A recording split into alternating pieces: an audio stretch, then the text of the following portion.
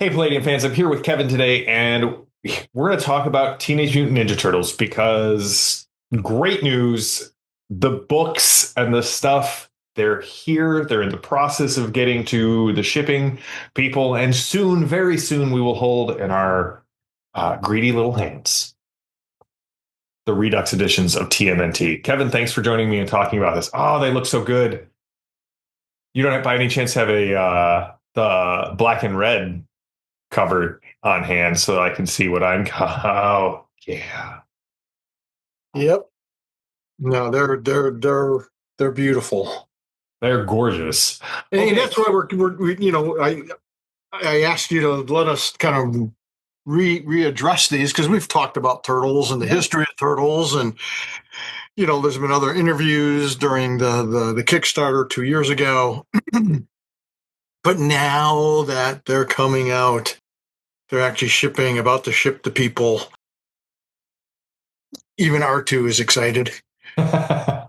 Um, I just wanted to talk about it again because that there's really just so much to talk about when it comes to the history and what's in these books.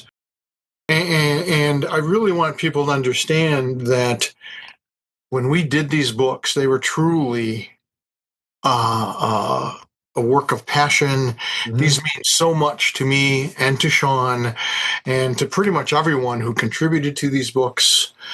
Um, and I don't know if people understand what's actually in them.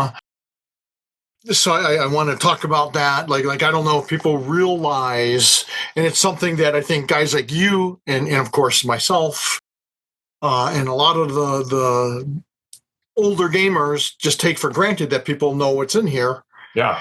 and they may not. And so, like one of the things that most people don't realize, I've come to realize, is that Eastman and Laird, they they did the original covers, they did 99% of the original artwork. Yep. They did for the RPG. They did an original 10-page comic strip or 8-page comic strip for this. Plus, we reprinted 3 pages of the Turtles' little origin story. Mhm. And then in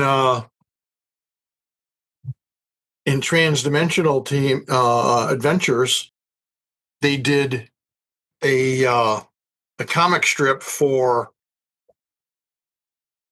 TMNT Adventures, which is in that book, Transdimensional Guide to the Universe, which is Yeah. in the Transdimensional book. And so there are tons of art. I actually did a count the other day for the weekly update. There are 60 original Eastman and Laird illustrations for this book, plus the 8-page comic strip, plus the 3-page origin comic strip. Um, that's a lot of Eastman and Laird that comic book fans may not even know exists. Right. And then there's 20 pages of comics in this. There's like 50 illustrations by Eastman and Laird. There's like another 30 or 40 by Jim Lawson. Yeah. These books are amazing, and comic book fans may not realize. They may just go, "Eh, well, it's a game." I don't role play, so Yeah. I have no interest in it. And some of this, at the risk of sounding dopey, we didn't think of pushing that aspect because, again, it's kind of everything that we already know. But at Granite State Comic Con, when non-gamers walked by, they're just walking past our booth. We were in Artist Alley. We were like diagonal from Jim Lawson and a bunch of other guys, and they would stop and go, "What's this?" And we'd say, "Take a look," and we'd explain that's a role-playing game. And they would flip through it, and they'd go, "Oh my God, the art's amazing, the color's amazing. This art looks like it's by Kevin Eastman and Peter Laird." And we're like, "It is." Yeah. I don't remember this in the comic books because it was never in the comic books. Doc Farrell, the Terror Bears, none of these things were in the comic books before. but they are all illustrated by Eastman and Laird. And then, for books that have other artists in it, gee, you only get guys like Kevin Long, who's amazing, Yeah. and Baxa, and more Kevin Long. It's just, these books are just amazing, and they're gorgeous, and the colors amazing. And when we showed it to when we showed some of the pages, Yeah. to Kevin Eastman, he was like, "Oh my God, this might be some of the best color work on our stuff ever." And of course, because some of it's by Delgado, a lot of it's by a local guy who's amazing, Mike Majestic. Majestic, yeah. Other art, like the black, white, and red art is by Jim Caldwell, or excuse me, Jeremy Caldwell, who does a lot of the colors for Freddie Williams and a lot of other stuff, and they look amazing. Yeah, they look. By the way, that Karai was done special for this book by Kevin Eastman. That's a new piece of art. Everyone knocked it out of the park, and these books just look freaking beautiful. And so they're a part of gaming history and a part of comic book history. And we've given them this new deluxe approach to everything. Everything's been retypeset and re-edited and remastered, tweaked and changed and clarified, and the art is just. We haven't even talked about the tribute page arts, which I want, because everyone we've talked to, and hopefully there are going to be a couple more interviews coming down the line before the end of the year that you guys get to see with people who are very intimately tied with the Turtles. This is a labor of love. Like, there are just so many people who just came out of the woodwork and were like, I want to write a little bit. I want to share a little bit. I want to draw a piece of art for the tribute pages in the back. These books are amazing. No, they really are.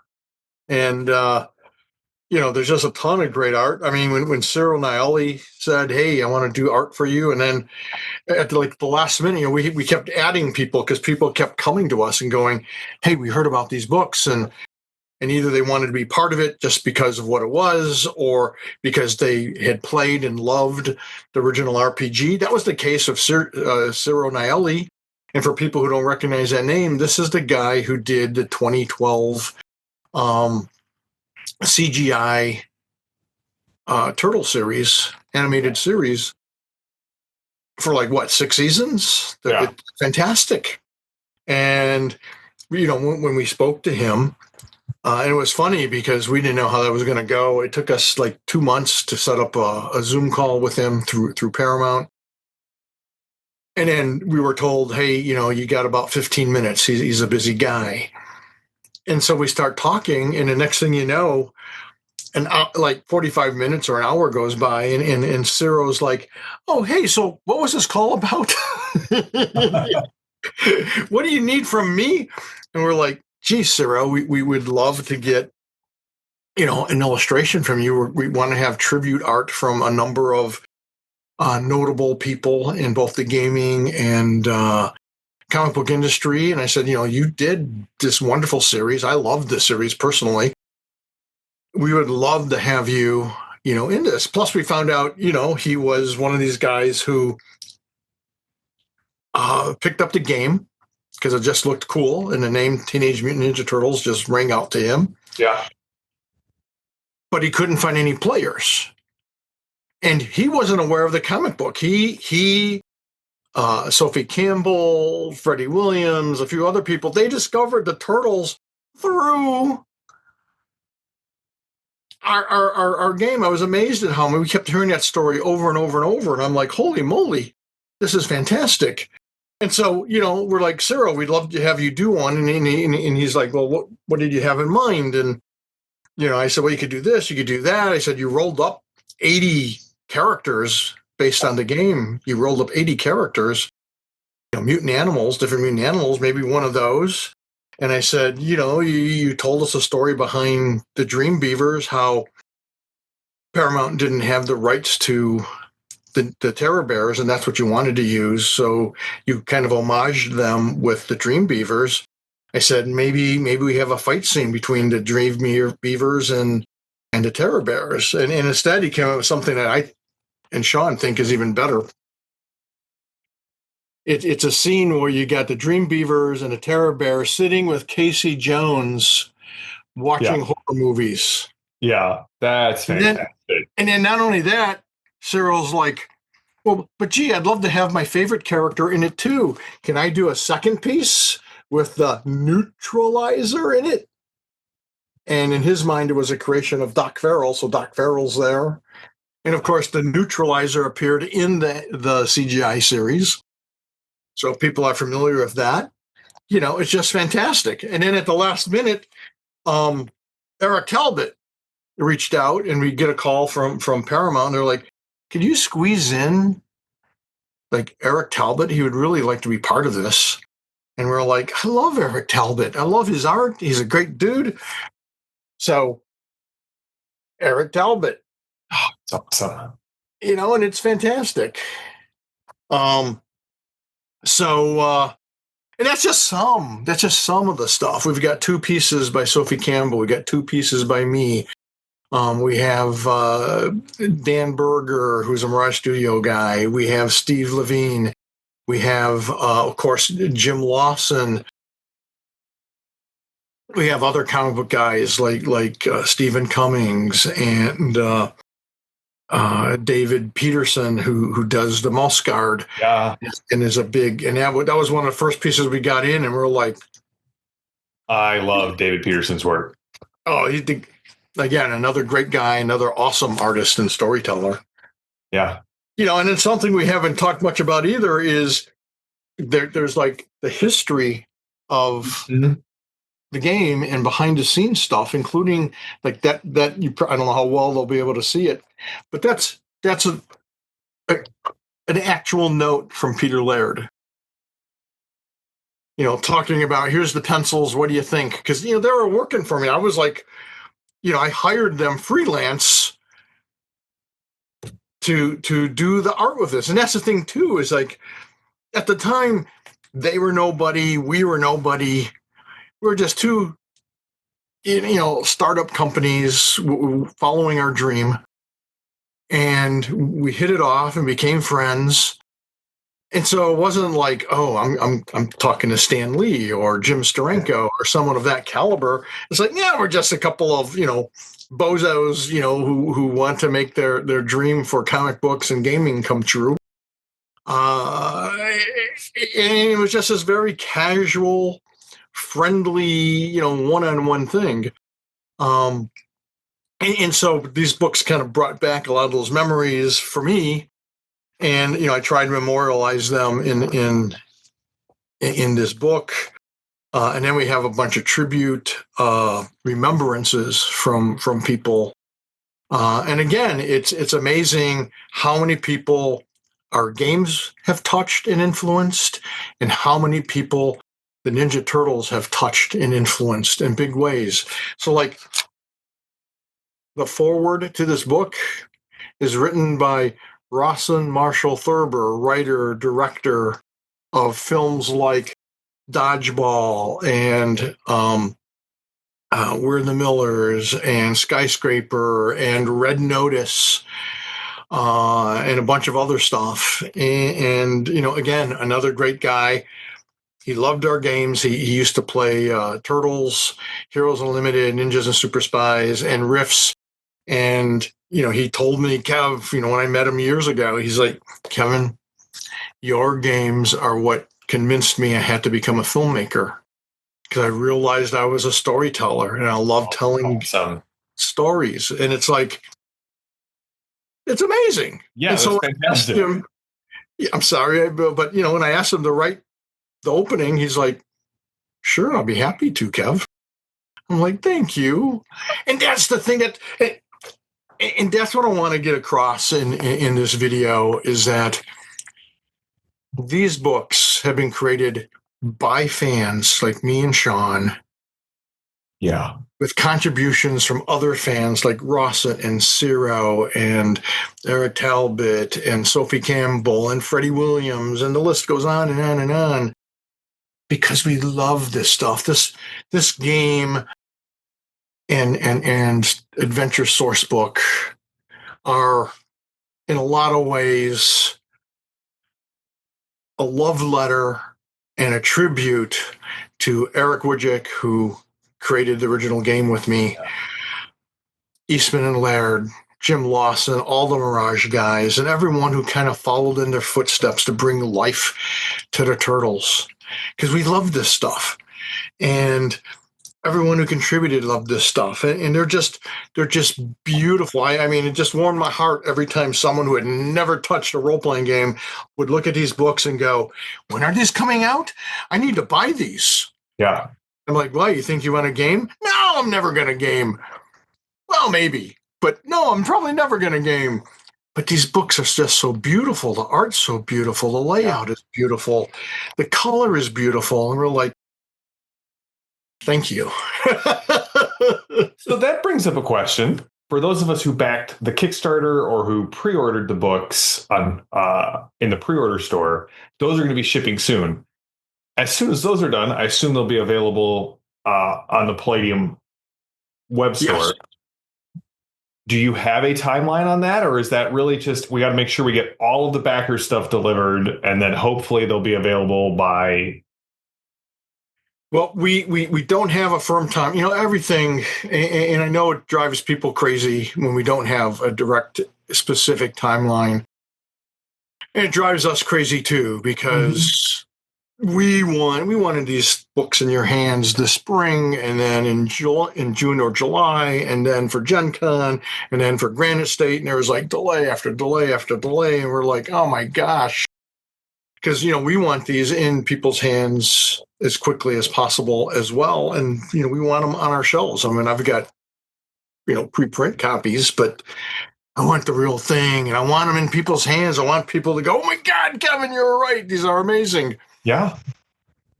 So, depending on, like right now, my understanding is they are in a port in New York. Okay. They should pass through customs, no problem, but you never know.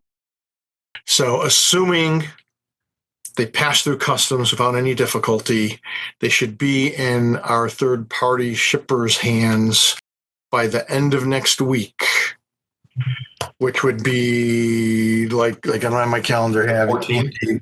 Yeah, like the 14th. He'll start shipping that Monday, which would be what, the 17th. Mm-hmm. And then they just ship and ship and ship until they're all gone. And we went with a big third-party shipper because, you know, they have a bigger staff than we do, and they should be able to get it all done in a week or two. Now, that's domestic. At the same time, we have stuff like the fan roll stuff is already here at our domestic shipper here in the U.S., and I believe in Australia and Canada and the EU.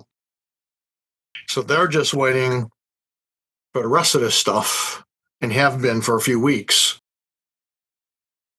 so that we can ship everything. And once everything is being sent out to our backers and should be in our U.S. backers' hands and being shipped out to our overseas customers outside the United States, we'll give it a week or so, and then we will make it available on our website, and we'll send to retailers, because we had a huge, you know, that was one of the cool things too. I was really glad Sean was on board on this. We know a lot of guys who have comic book shops and game shops, and I've known people over the years, and we know it's difficult. And a lot of Kickstarters have kind of lousy offers for retailers. But I knew exactly what they needed, and I knew, you know, you can't give them a ton of stuff, because a lot of these are just small mom and pop places. They don't know how well this is going to sell. Yes, it's Ninja Turtles. Yes, it was a smash hit in the 80s and 90s. Will it be again? Yes, by the way, but they don't know. We appreciate that. So we did small bundles where we would get like 4 or 6 books, which Hmm. they can afford to take a risk on and sell. So once our Kickstarter backers get shipped, we'll then ship to the retailers who also back the Kickstarter.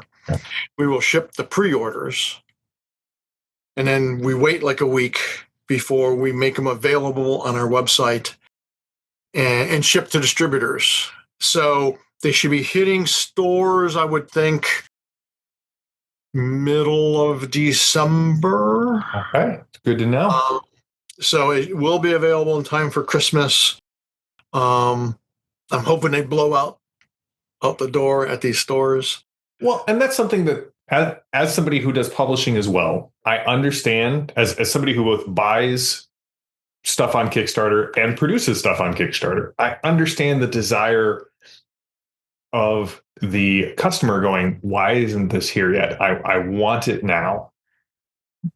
But I think until you've done it on the other side, it's hard to realize that as much as you as the individual or you as the backers want this, the people producing it want it out even more. And every frustrating delay is frustrating for you. It's 1,000 or 100,000 times worse for the people making it. Not just because we're disappointing the fans, but because this is a product and a livelihood that we have stuff tied up in.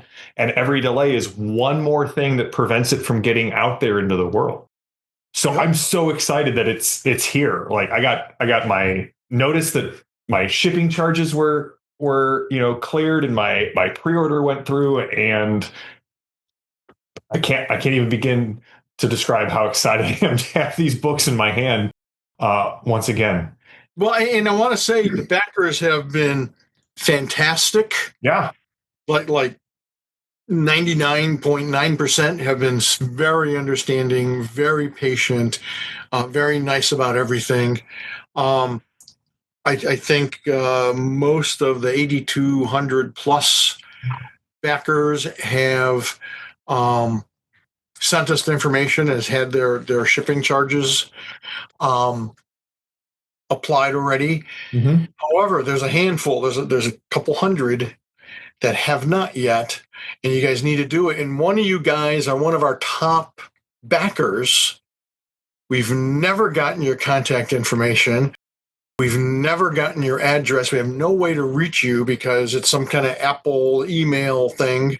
Oh man, the Apple ID email Yes, is the bane of Kickstarter fulfillment. it is. And then this guy dropped like $1,000, and we want you to get your stuff.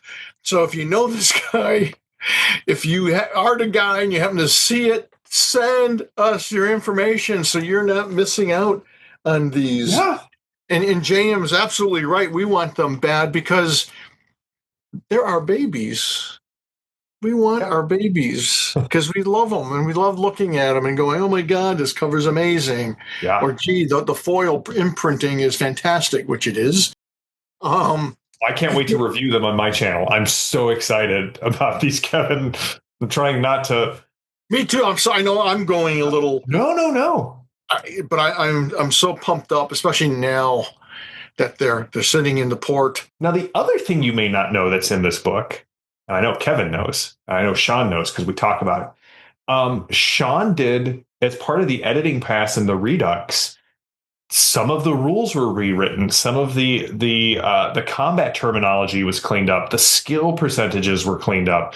This is not just everything that was in Turtles. This is a step, like, let's call it Turtles 1.5, right? It is a rule set that is everything you love about Palladium, but like maybe viewed through a little bit more recent, like, hey, what is terminology? What are things that we've learned since Turtles came out and since, in the decades that we've been running and writing for Palladium?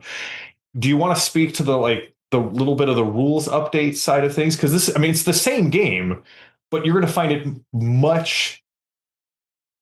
if you've never played a Palladium system before, this is the book to buy to get into it, because I've read through the rules updates and the rules clarifications, and you and Sean like knocked it out of the park. Like it is a great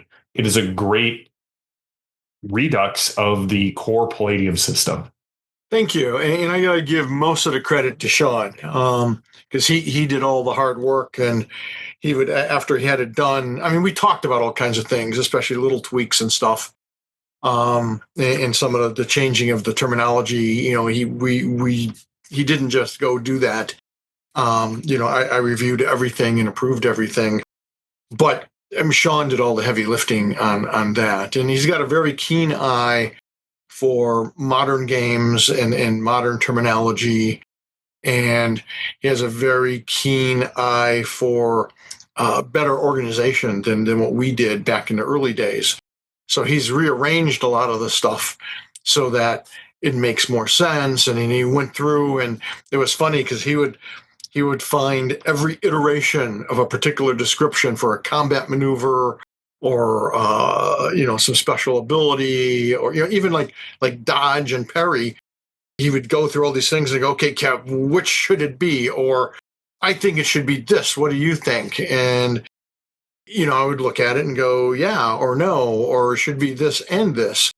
But we wanted to make it really clean and really clear for people, especially first-time players, because this is a great introductory role-playing game. It always has been, and we want it to be even more so. So Sean and I have really tried to go through and make sure that it's super clear, that there can be no misunderstandings on how this ability works, or how many actions you have per melee. So I'm gonna I lucked out because Sean had me review some of it, and I was like, hey, I have a table of Palladium fantasy players who have never played a Palladium game before in their life. So I have 5 players. We're about 20 sessions into a Palladium fantasy game. And I was like, do you mind if I print out the 2-page spread from the turtles and hand it out as cheat sheets? And he's like, no, we want to hear feedback on this.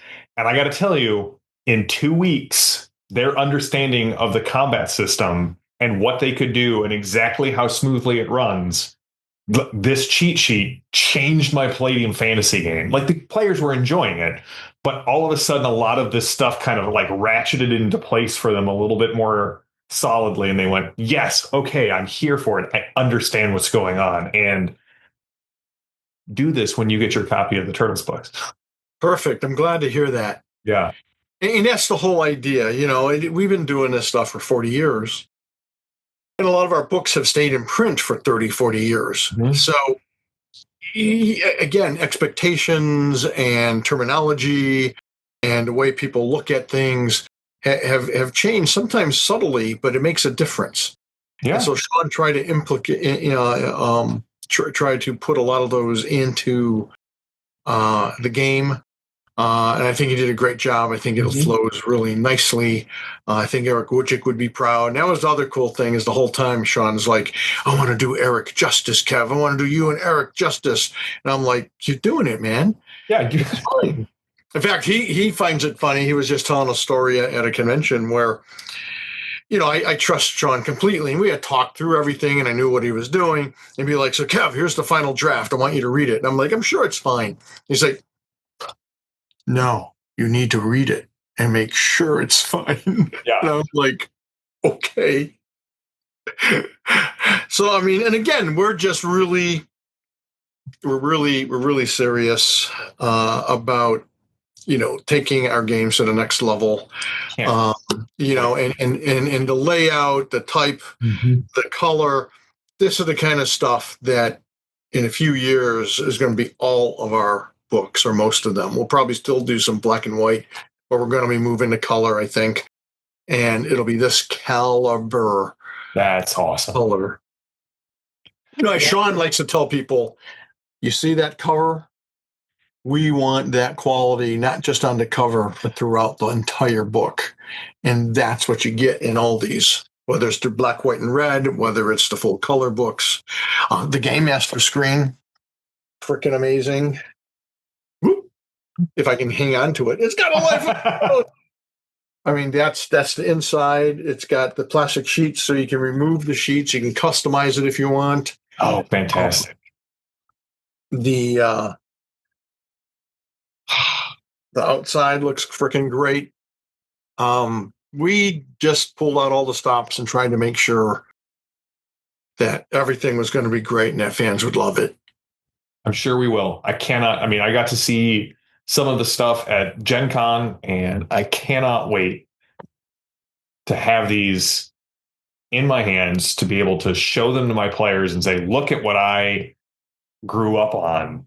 Do we want to make some mutant animals and try it out? So, well, that's one of the cool things I want to say too is when we were showcasing these at the Alliance open house, people asked how easy is it to roll up mutant animals, and it's super fast and super easy, especially if you use the random tables, which is like a page and a half, 2 pages long, and so Sean would open up the page and say, okay, just roll this, roll that. They rolled up characters in like 5 minutes and we're super excited about them. Oh yeah. Yeah.